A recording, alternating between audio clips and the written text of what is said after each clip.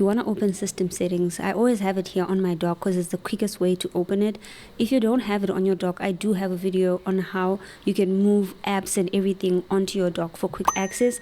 However, you can just go to the menu bar right here on top of your screen, click on the Apple icon, and then go to system settings, and you just click on it once. And then once you get there, you want to go where you see your name or where it's written Apple ID. I'm not sure on your end if you have a name or there's no name whatsoever, so you just click on it where you see Apple ID, and then you get to name, phone and email just right here on top, and then you click on it.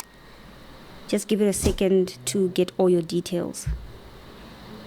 And then once you do that, you go here where you see name, and then you want to go over here where you see edit. Just click on edit once. And then here you can change the name. So I'm going to go ahead and then enter the name. Then once you enter the name and you're happy, you just go ahead and then you click on save.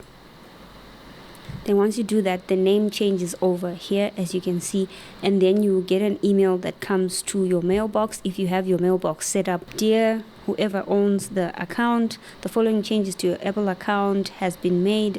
If you did not make these changes, you believe is an authorized person has access to your account, then you can report it to Apple. Thank you so much for watching this video. Like, comment and subscribe for more tech tips just like this.